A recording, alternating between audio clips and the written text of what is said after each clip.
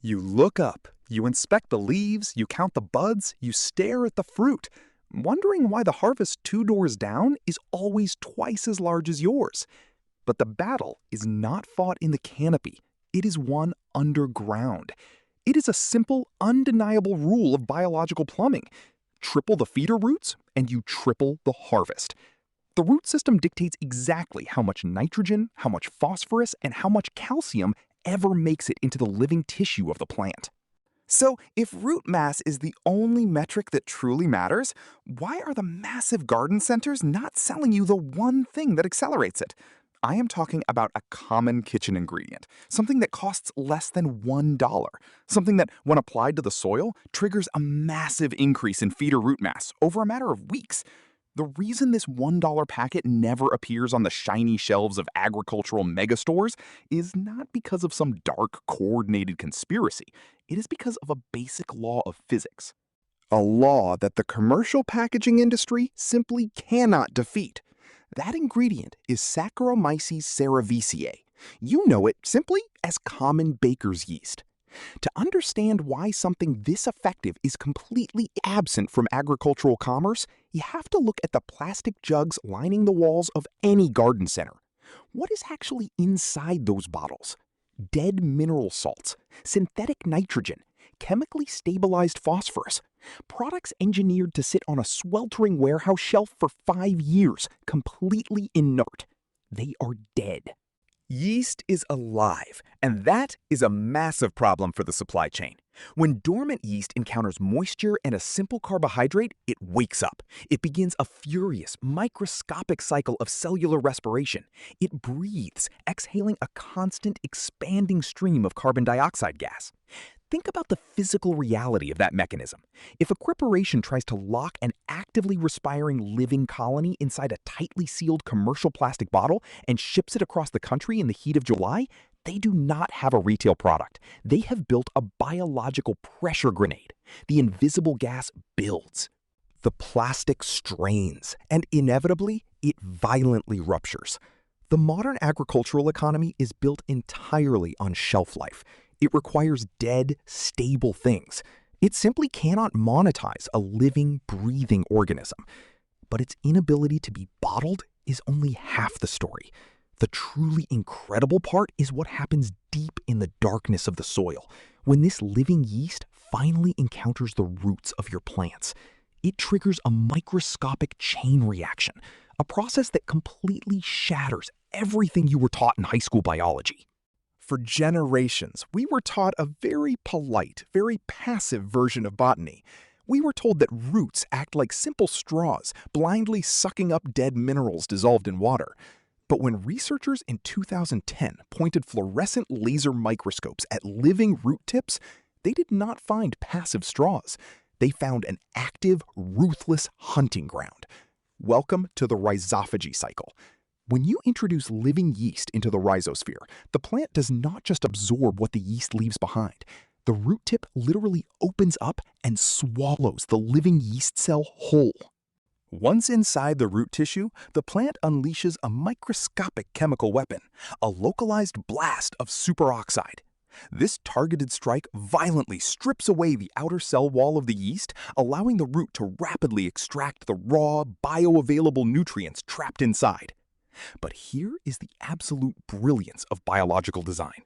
The plant does not kill the yeast.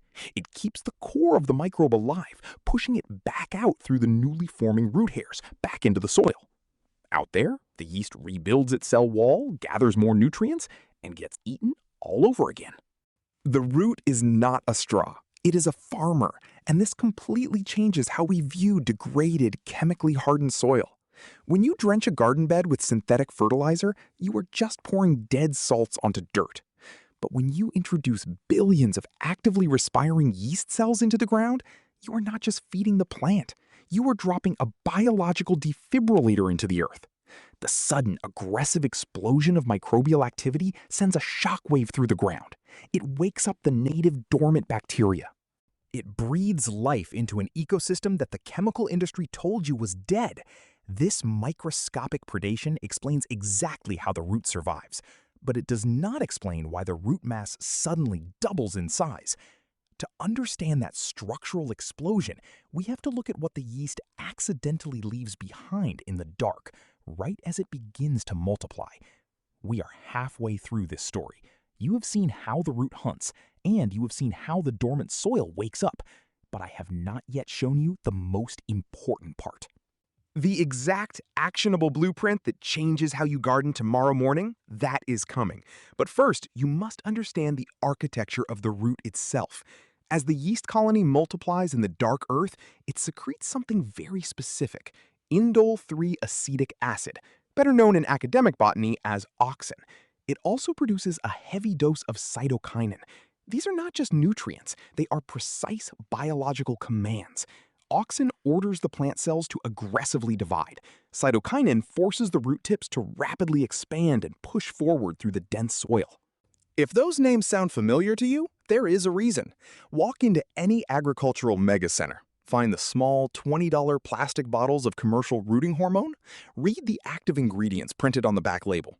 You are looking at a patented chemical imitation of the exact same molecules that common baker's yeast manufactures for free.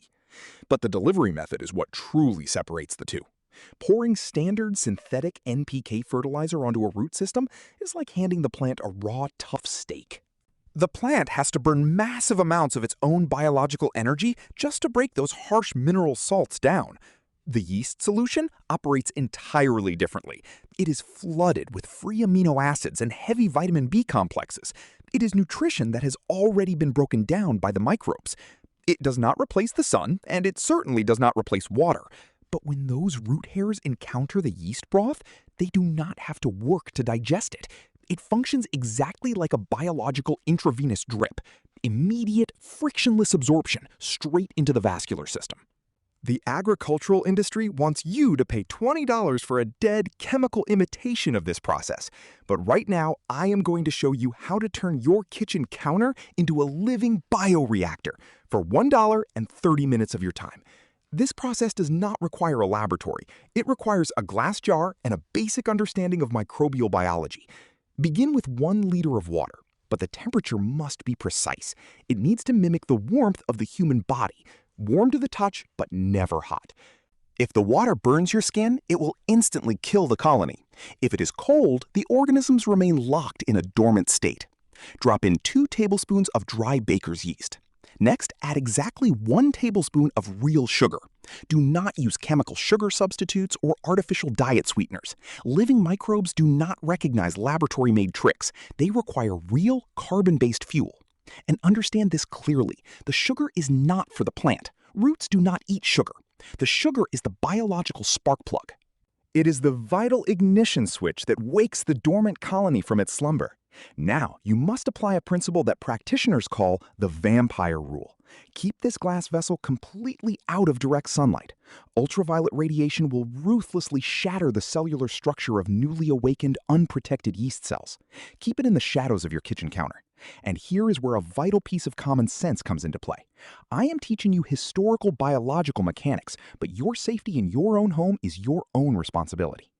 Do not, under any circumstances, tightly screw a metal lid onto this glass jar. As the yeast begins to furiously multiply and exhale heavy amounts of carbon dioxide, the internal pressure will aggressively build.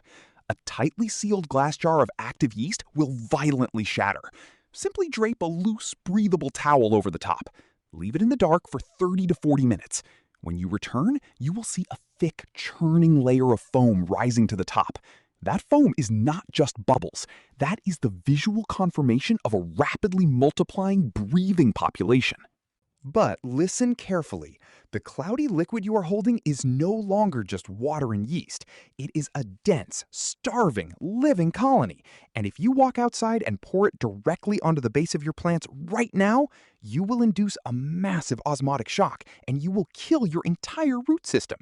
Here is how you actually launch the strategic strike. You must dilute it. 1 part of your active yeast bioreactor to 10 parts of clean water. This 1-to-10 ratio is an ironclad rule of agricultural biostimulant application. It ensures you flood the rhizosphere with microbial life without triggering the devastating osmotic shock that would violently pull water out of the roots and collapse the plant. Do not pour this indiscriminately every single week. This is a strategic strike. You deploy it at 3 specific critical windows.